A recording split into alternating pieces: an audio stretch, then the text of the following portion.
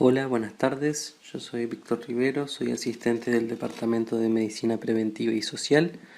Pertenezco a la Unidad de Sociología de la Salud. Y ahora vamos a hablar un poco de investigación cualitativa. Anteriormente, en el video de epidemiología comunitaria, ya se acercaron un poco algunos conceptos básicos de la investigación cualitativa. Ahí, se pusieron un poco los principales cometidos de la investigación cualitativa y también se compararon un poco con los cometidos de la investigación cuantitativa, un poco las diferencias y la triangulación, cómo estos dos abordajes, estas dos metodologías, estos dos paradigmas pueden en realidad usarse conjuntamente para investigar. Entonces, bueno, ahora me gustaría profundizar un poco sobre exactamente estas diferencias que muchas veces se hacen, en la que se contraponen. Muchas veces se ve como un modelo dicotómico entre la investigación cuantitativa y cualitativa, cuando en realidad en la investigación y en general en la investigación en salud muchas veces usamos modelos triangulados para investigar. Y si no son modelos triangulados, siempre la investigación cualitativa utiliza métodos cuantitativos y la investigación cuantitativa muchas veces usa también modelos cualitativos. Hay varios ejemplos al respecto, pueden consultar en los materiales que hemos dejado en la bibliografía. Hay un material especialmente que viene con varios ejemplos de investigaciones y bueno, un poco pensar en esta separación dicotómica que, si bien nos ayuda a comprender, a entender, no siempre resulta del todo efectiva y puede resultar a veces contraproducente. Entonces, bueno, primero, por eso les traía a colación esta diapo que muestra un poco la visión dicotómica que muchas veces se tiene entre la investigación cualitativa y cuantitativa, que si bien, si se quiere, ¿no? Cada uno de estos modelos tiene ciertas tendencias que se muestran ahí. O sea, la investigación cualitativa tiende a ser más micro, mientras la cuantitativa más macro. En la investigación cualitativa importan las palabras, bueno, el enfoque fenomenológico sin duda. Bueno, todas esas cosas tienden a ser verdad, tienen cierta verdad si se quiere, más que tienden a ser verdad.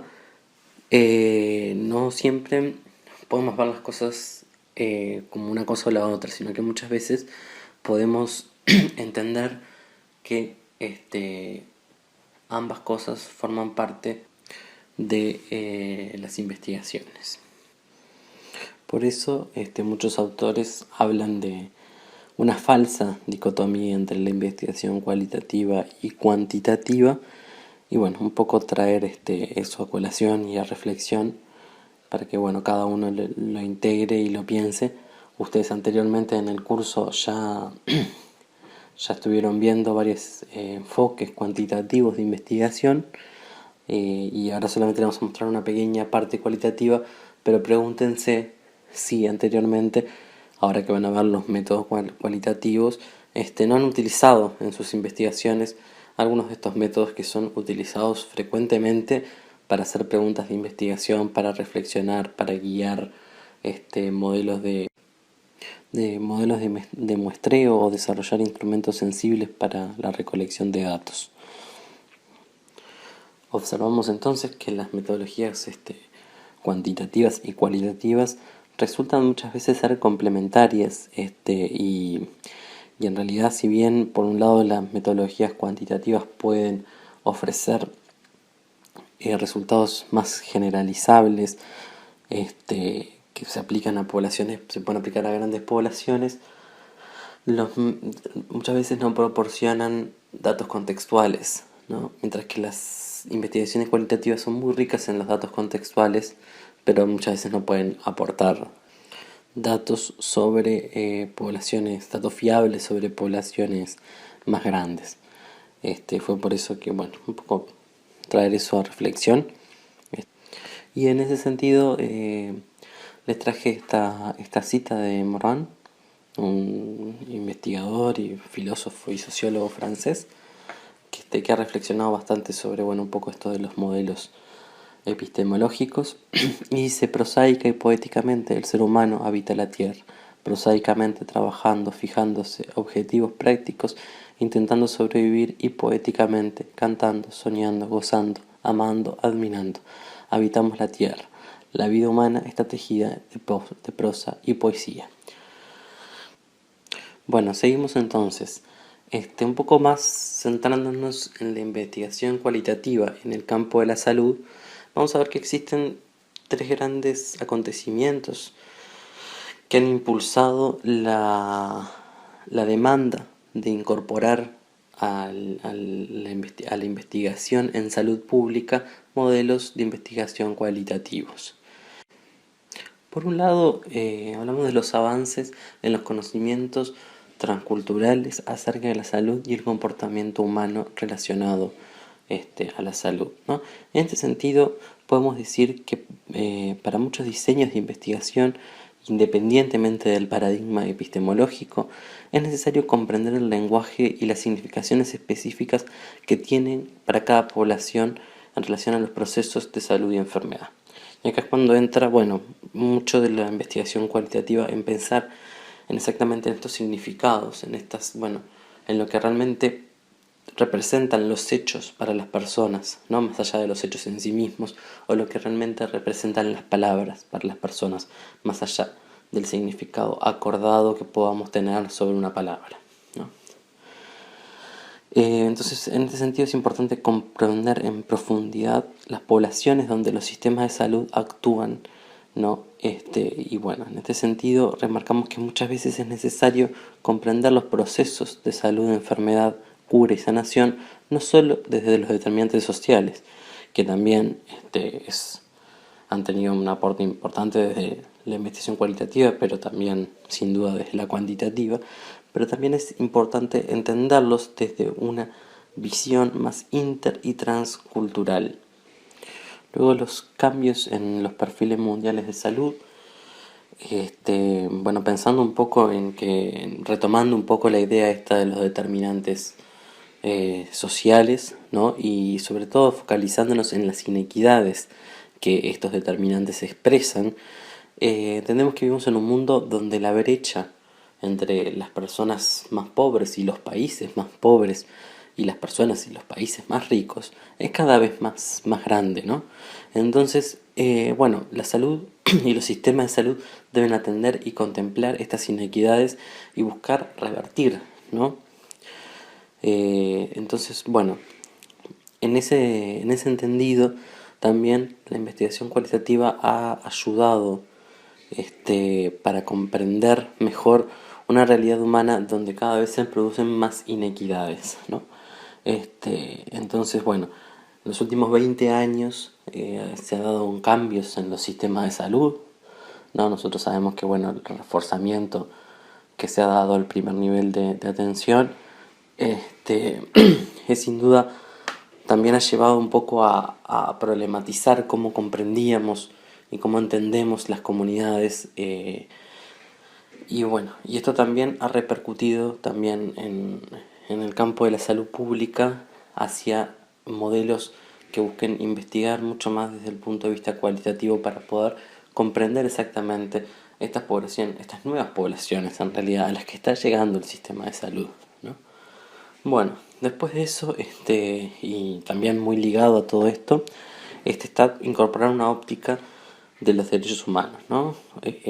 Bueno, en realidad la perspectiva de derechos humanos tiene muchos años, pero incorporarla profundamente, e integrarla a los modelos de gestión de los servicios de salud y bueno, sobre todo a la salud pública, bueno, ha llevado también a aportar políticas que respeten más a algunas comunidades, a algunos individuos, que respeten más sus realidades culturales, y eso ha llevado también a un refuerzo en los planteos cualitativos, ¿no? Y acá de vuelta volvemos también a un énfasis que se ha dado muy fuertemente los últimos 20 años sobre las inequidades y las desigualdades de género, ¿no? Y ahí también entra, bueno, esta nueva perspectiva de derechos humanos y sin duda la investigación cualitativa también más demandada desde la investigación en salud pública. Bien, pasemos ahora un poco a entender la perspectiva teórica de la investigación cualitativa, sobre todo en la investigación en salud pública, porque bueno, la investigación cualitativa desde un punto de paradigmas teóricos es muy amplia y nos llevaría mucho tiempo comprenderlas a todas. Pero sí, bueno, en la investigación en salud pública vamos a destacar tres paradigmas importantes, que es el positivista, en el que no vamos a profundizar, porque bueno, ustedes ya han trabajado bastante con perspectivas positivistas anteriormente. El interpretativo y el feminista. En realidad, el interpretativo sobre todo es el que más nos interesa porque es en el que más el que más se ha abordado, ¿no?, en la investigación cualitativa en la salud pública. A continuación les traje una tabla comparativa de los diferentes componentes que tienen los tres paradigmas en cuestión, para que ustedes lo vean, lo revisen, reflexionen sobre un poco qué es lo que significan estos tres paradigmas. Así que ahí tienen la primera parte, que tiene los componentes de los supuestos básicos, las fuentes de datos que usan, los métodos, y acá vamos a ver cómo mucho más las posturas positivistas usan mucho más la encuesta, las escalas de medición, tienen una estructura mucho más obviamente cuantitativa, mientras que los modelos teóricos interpretativos se basan mucho más en las entrevistas en profundidad, en la observación participante, en los grupos de discusión, etcétera. Y también van a tener los propósitos de la investigación en la siguiente diapositiva, el grado de participación y el impacto en los participantes del estudio, ¿no? Eso simplemente para que lo vean. Están los materiales que les dejamos también, si quieren profundizar en estos aspectos. Nosotros no nos vamos a detener mucho, porque esto es mucha teoría y no queremos perder mucho tiempo en eso. Lo que sí nos parece importante resaltar es que, un poco recordar que el paradigma es una cosmovisión, en este caso que presenta una dimensión social vinculada con fuentes conexas de información, o sea, los datos, y las formas apropiadas de aprovechar esas fuentes de datos, ¿no?, que vendrían a ser nuestros métodos de investigación.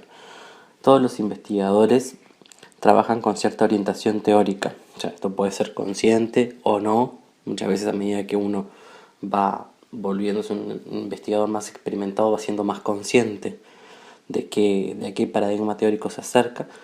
Puede ser explícito o no también esto, pero de todos modos, en realidad es solamente como los lentes que nos ponemos y lo que focalizamos. No es más que eso. Uno puede focalizarse en un momento en unas cosas, otras en otras, para algunas investigaciones en unas cosas, para otras en otras.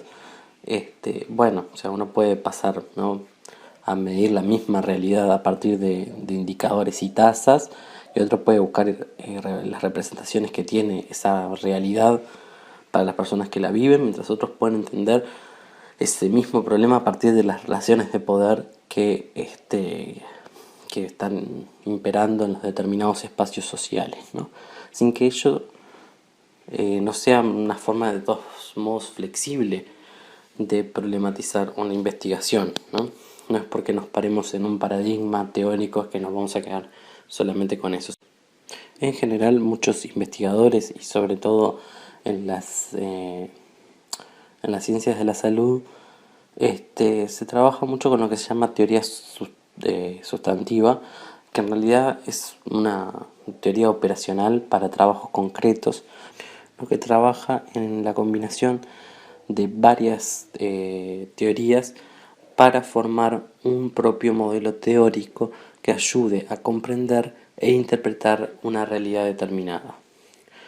Bueno, ahora sí, pasemos un poco a ver algunas cuestiones del paradigma interpretativo. Como habíamos dicho anteriormente, La mayoría de las investigaciones en salud pública, la mayoría de las investigaciones cualitativas en salud pública, muchas veces se paran en paradigmas interpretativos, ¿no? Y bueno, lo que se busca un poco, cómo se ve el mundo desde esta perspectiva, un poco llevándolo más a tratar de entenderla, ¿no? Es bueno, el mundo está construido, interpretado y experimentado por las personas en sus interacciones recíprocas y con sistemas sociales más amplios, ¿no? Aquí la investigación no se centra solo en los hechos objetivamente verificables, sino que se profundiza sobre los significados que las personas le atribuyen a estos hechos. Es por eso que acá nos van a importar no solamente los hechos en sí, sino cómo las personas los interpretan, los viven, reflexionan sobre ellos, cómo funciona el mundo simbólico de las personas sobre estos hechos, bueno, los significados que pueden tener en los diferentes contextos y situaciones sociales. Luego nos interesa también hablar un poco de la teoría feminista, el paradigma más feminista, que bueno, la salud pública puede no enmarcarse dentro de lo que se llama teoría crítica. Anteriormente habíamos dicho que bueno, la teoría crítica en realidad es uno de los paradigmas más importantes dentro de la investigación en ciencias sociales y humanas. Todo esto bueno, tiene que ver con un poco la descripción del mundo a partir de las relaciones de poder y de cómo también bueno, poder transformar el mundo a partir de estas relaciones de poder que se han dado de forma histórica. Y bueno, el paradigma feminista por eso muchas veces se marca como teoría crítica, aunque no necesariamente tiene por qué ser así. Entonces, acá el paradigma feminista parte de la base exactamente de las relaciones desiguales que existen de poder, sobre todo el poder entre hombres y mujeres, ¿no? Pero no exclusivamente sobre eso. Muchas de estas, bueno, en realidad lo que pasa es que muchas de estas paradigmas son tan relacionados a la salud sexual y reproductiva, que es donde la investigación cualitativa en la salud ha tenido muy fuerte hincapié y históricamente se ha trabajado fuertemente en las cuestiones de salud sexual y reproductiva. Y bueno, por eso es que es una teoría que ha sido bastante importante en la investigación cualitativa en salud pública. En este sentido, bueno, el paradigma feminista, como decíamos, no solamente separa en las desigualdades de poder de hombres y mujeres, sino en las desigualdades de poder en general, que pueden darse intergeneracionalmente, por ejemplo, de los padres hacia los niños, ¿no? O de los adultos hacia el adulto mayor. Un poco entender estas relaciones de poder, criticarlas, ¿no? Problematizarlas y buscar la transformación, ¿no? de estas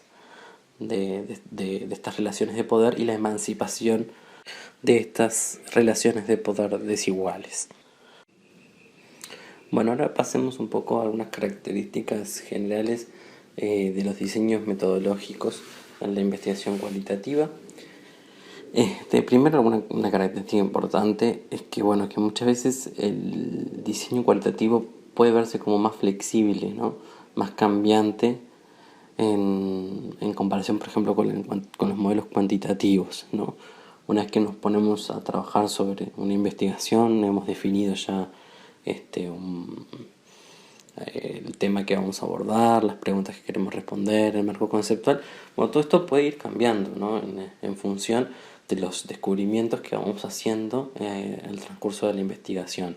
Esto no quiere decir que en las investigaciones cuantitativas esto no se haga, también puede pasar, pero sí creo que pasa con más frecuencia en la investigación cualitativa, que se caracterizan más por ser en general investigaciones más flexibles, más adaptativas, más cambiantes, ¿no?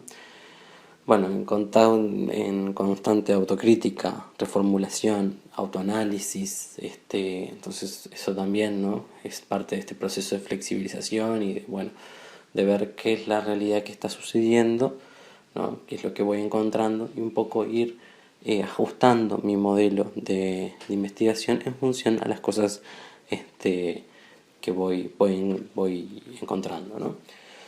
Luego, bueno, un poco cosas importantes que tenemos que hacer cuando nos proponemos hacer una investigación cualitativa. Sin duda, definir primero un tema, definir un poco el problema, lo que vamos a problematizar, ¿no? ¿Qué es eso que a mí me interesa investigar sobre X cosa? ¿Cuál es mi propósito? ¿No? Luego pasar a establecer marcos conceptuales, un marco conceptual que me diga, bueno, yo voy a definir determinadas cosas, determinados parámetros, determinadas formas de investigar que, bueno, que van a ser por lo menos mi forma de encarar la investigación desde un principio. Eso, como hemos dicho, puede cambiar, pero tengo que establecerlo tal vez desde un principio. Una cosa importante es establecer preguntas de investigación, ¿no? O sea, poder formular las preguntas que queremos responder con la investigación. Estas preguntas muchas veces, bueno, de hecho existen en los manuales de investigación cualitativa, formas de preguntar y formas en las que no deberíamos de preguntar, o sea, qué hace, ¿no?, la pregunta de investigación, y esto van a profundizar más adelante en la siguiente clase sobre, bueno, algunas preguntas de investigación, y bueno, así que no nos vamos a detener mucho en eso. Entonces, bueno, estas son características generales de la investigación cualitativa. Pasamos ahora un poco a los diseños que existen en la investigación cualitativa. No es que estos sean diseños rígidos también, sino que también son muy flexibles y no muchas veces uno incluye necesariamente al otro, pero bueno, son los diseños que son algunos, mismo en esta diapositiva verán que son varios, no vamos a entrar en todos, sino que de hecho puede haber muchos más. Esta es la lista que está en la bibliografía que les dejamos también en Janezic. Ahí van a poder encontrar un poco más en profundidad estas cosas. Pero bueno, acá solamente a colación, bueno, la etnografía, por ejemplo, es el diseño de investigación característico de la antropología, en el que, bueno, lo que se busca es es una técnica que describe e interpreta las diferentes culturas de los grupos humanos, ¿no? Y bueno, entonces puede ser muy amplia, la etnografía puede incluir a las otras, en general las incluye necesariamente, ¿no? La biografía, la historia oral, puede tener connotaciones de investigación, acción. Entonces, la etnografía en sí es muy amplia, ¿no? Y bueno, viene de los estudios clásicos de la antropología, ¿no? Y bueno, se ha ido transformando y hay muchas formas de hacer etnografía. Nosotros acá, por ejemplo, vemos que está la microetnografía, que en realidad hace referencia a trabajar con el método etnográfico, pero solamente sobre una institución social, ¿no? La etnografía en general estudia o trabaja sobre determinados componentes de los grupos sociales mucho más amplios, ¿no? Bueno, la microetnografía solamente trabaja sobre un determinado, una institución social determinada, y bueno, es un trabajo mucho más chico. También acá, por ejemplo, tenemos la biografía, que puede ser, bueno, de hecho hay dos diseños diferentes, que puede ser la biografía, que bueno, es el relato de la persona de las vidas, los diferentes componentes que lo hacen, los documentos que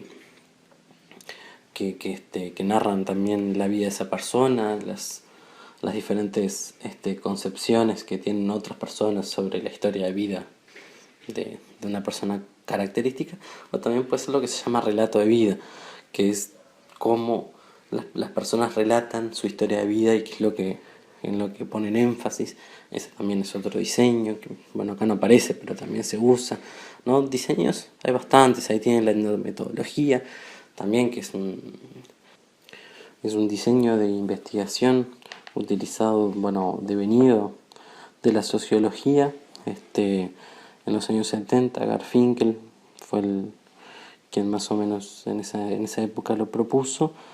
Bueno, tiene como objetivo entender los métodos que los seres humanos utilizamos para manejarnos en la vida práctica en general, para poder tomar decisiones, para ir al trabajo, para entablar conversaciones con otros, ¿no? Bueno, un poco entender eso y entender el sentido práctico de la vida y y los diferentes significados que tiene eso, por ejemplo, ¿no? La historia oral también, que es una técnica muy utilizada en la historia, ¿no? En la que las personas un poco relatan determinados hechos o acontecimientos que les sucedieron en la vida que tienen que ver con, con determinados hitos, ¿no? O mitos o supuestos sociales. También, en fin, hay una cantidad enorme de diseños cualitativos. Ustedes pueden ver más en la bibliografía que les dejamos, y si quieren profundizar, bueno, van a encontrar que hay muchos que son bien interesantes y que se ajustan un poco a las necesidades de cada investigación, ¿no? Esto es más bien un poco triangular, ¿no? Entre las necesidades de la investigación, lo que realmente puedo hacer y lo que tengo que hacer. Entonces, bueno, tener idea de que existen una enorme cantidad de diseños, que no son rígidos, sino que muchos se engloban a otros y que se pueden cruzar. Bueno, y así como los diseños son también bastante variados y no vamos a abarcarlos a todos, más bien la idea es que ustedes busquen en función de sus necesidades cuáles y demás. También las estrategias de muestreo pueden ser muy variadas. Yo acá solamente les traje algunos ejemplos, es decir, todavía hay más, pero bueno, algunos de los más importantes. Bueno, como ¿no? Acá siempre nos tenemos que preguntar, ¿no? ¿Qué personas, qué situaciones o o en dónde nos vamos a meter en la investigación que diseñemos, ¿no? Y bueno, si vamos a hacer entrevistas, bueno, ¿a quiénes vamos a entrevistar, ¿no? Entonces, bueno, las técnicas de muestreo, las estrategias que tengamos de muestreo, también van a ser muy importantes y van a estar definidas por un poco por lo que podamos hacer, por lo que tengamos que hacer, y bueno, y por el diseño de nuestra investigación, ¿no? Entonces acá pusimos algunos ejemplos. Está el del caso típico, ¿no? Que remarca sobre todo lo que es lo normal o lo promedio. El muestreo por intensidad, que busca casos ricos en información que manifiesten el fenómeno intenso pero no extremos. Después, bueno, políticamente importantes, que atrae la atención deseada y evita la atención no deseada. Bueno, después tienen aleatorio intencional, que bueno, que busca agregar credibilidad a la muestra cuando la muestra es potencialmente demasiado grande. Bueno, tienen una cantidad enorme acá. Tal vez detenernos en algunos de los más paradigmáticos, como puede ser el caso del bola de nieve, que todos lo deben de haber escuchado, que es un método en cadena, ¿no? En el que nos metemos en determinados sectores que nos interesa estudiar o personas que trabajen en determinada temática, y bueno, y ahí nos van referenciando a otras personas y así sucesivamente. También tenemos el RDS por su sigla en inglés, que es Respondent Driving Sample, que bueno, la idea también acá es una metodología por cadena, que también se utiliza para llegar a lo que llaman poblaciones ocultas, poblaciones que muchas veces es difícil llegar a ellas. Bueno, también son casos de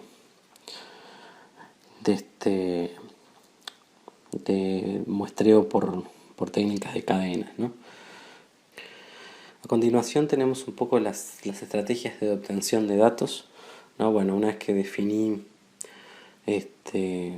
un poco el diseño de investigación, la estrategia de muestreo, bueno, ahora me tengo que preguntar cómo voy a recolectar los datos, ¿no? Y acá nos separamos en 4 cosas bien importantes, que es por un lado las entrevistas, ¿no? La observación, el relevamiento documental y el registro audiovisual, ¿no? Las entrevistas sin duda van a tener que ser registradas de alguna forma. O sea, en la parte de registro audiovisual podemos registrarlas ya sea con filmaciones o con grabaciones. Las entrevistas pueden ser grupales o individuales. Hay, por ejemplo, dentro de las grupales están los grupos focales, que son bastante utilizados en la salud, en la investigación en salud pública. y en otras también, en investigación en psiquiatría, en psicología también son muy utilizadas. La entrevista individual, que es sin duda por excelencia la estrategia de obtención de datos más utilizada, que bueno, acá tienen algunos casos de, bueno, de cómo entrevistamos, ¿no? Podemos hablar sobre historia de vida, hacer una entrevista mucho más etnográfica, más fenomenológica, más de estudio de caso. Eso va a depender un poco del paradigma en el que nos paremos y el diseño de nuestra investigación. ¿Tá? La técnica de entrevista es sin duda la más importante, y es una técnica que se aprende con la experiencia, ¿no? Las personas que trabajan en la salud, los profesionales que trabajan sobre todo en el sector de la salud, muchas veces tienen una amplia experiencia en entrevistar porque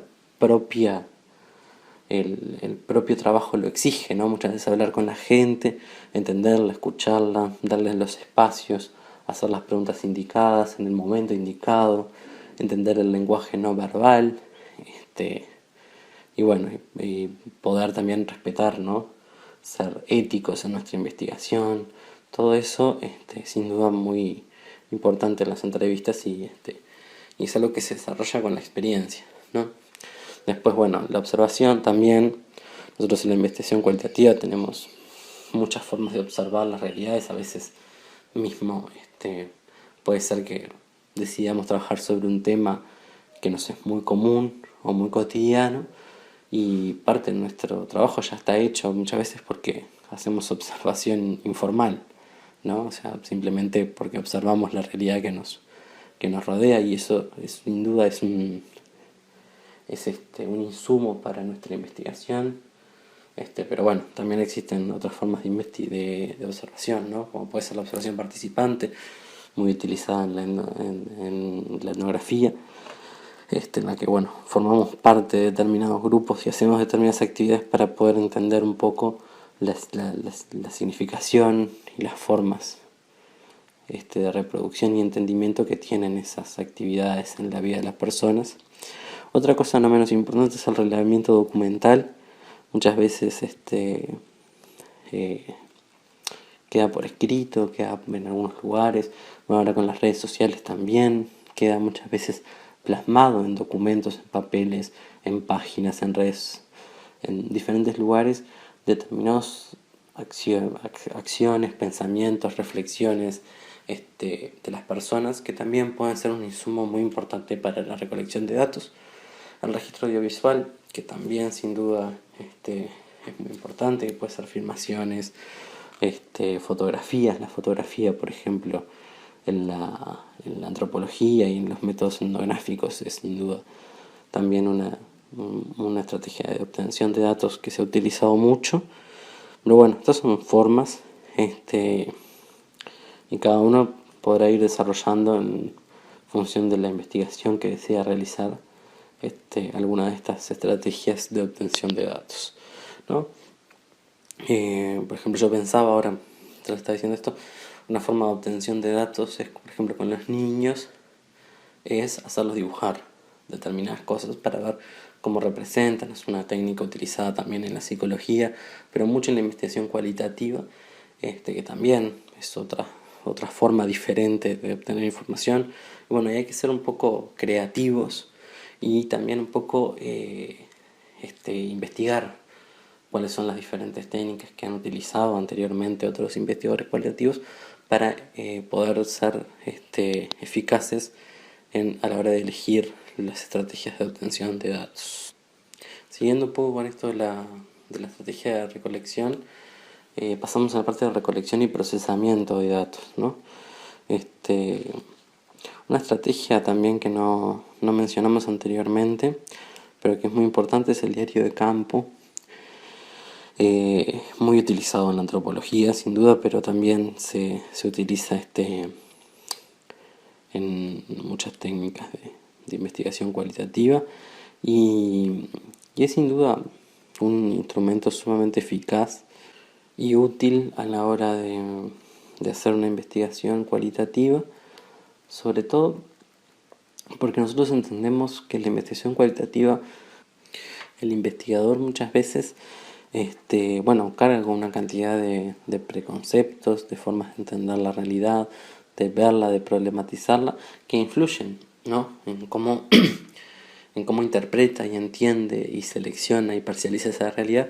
Y el trabajo y el diario de campo es muchas veces una herramienta que puede ayudar a problematizar esta subjetividad, que nunca nos vamos a poder desprender de ella y tampoco es la idea, sino que lo importante es poder problematizarla y visualizarla, ¿no? Y bueno, el diario de campo muchas veces nos ayuda a eso, nos ayuda a entender la parte de la observación participante también, o la observación informal o cualquier tipo de evento. Bueno, las cosas que tienen que ver con las entrevistas cuando no las filmamos, la parte del lenguaje no verbal, también muchas de esas cosas que tenemos que escribirlas ni bien terminamos nuestra jornada de campo. Como señalamos acá en el PowerPoint, la grabación de entrevistas también es importante desde la experiencia, por lo menos en las ciencias sociales y humanas tendemos a grabar las entrevistas, mientras que otras disciplinas cuando hacen investigación cualitativa tienden más bien a reescuchar y extraer más las ideas, si vamos a hacer una desgrabación textual o no. Bueno, esas son decisiones que tenemos que tomar, pero sí es importante por lo menos desgrabar las cosas que nos importan de las entrevistas, para utilizarlas en el proceso de análisis de datos. Son cosas fundamentales. Existen, acá al final les pongo que existen varios programas para poder sistematizar estos datos y poder almacenarlos, codificarlos, hipertextualizarlos. Cuando hacemos investigación cualitativa, de repente, si hacemos 10 entrevistas, vamos a tener una cantidad enorme de información que muchas veces va a ser difícil de poder comprender todo en conjunto. En cambio, si la codificamos y la hipertextualizamos, la vamos uniendo por ejes temáticos, por las preguntas que nos hayamos formulado, por los puntos de investigación, va a ser mucho más fácil el análisis de eso. Entonces acá les nombro algunos de los programas. Algunos son de libre acceso, otros son pagos. Dependerá un poco de lo que quieran hacer, las exigencias que tengan y cómo se sientan mejor. En mi experiencia, el Atlas es un buen programa, el MaxQDA también, el Ethnograph han sido los que han probado, los que yo personalmente he probado. Hay otros que desconozco, pero que sé que también se utilizan mucho, no solamente en la investigación cualitativa, sino en la investigación clínica también muchas veces se utilizan algunos de estos programas. Bueno, finalmente, ya para ir concluyendo esta presentación, vamos hacia algunos principios básicos del análisis en la investigación cualitativa. Y una vez que tenemos todos los datos, que los codificamos, que los organizamos, que los sistematizamos, llega la parte del análisis en la que, algunas cosas que tenemos que tener bien presentes, por lo menos en lo que refiere a la investigación cualitativa, ¿no? Una frase muy conocida de Ferdinand de Saussure, un lingüista francés de principios del siglo XX, es: el punto de vista crea al objeto. En este caso, nosotros solamente podemos medir la realidad que vemos a partir de nosotros mismos, ¿no?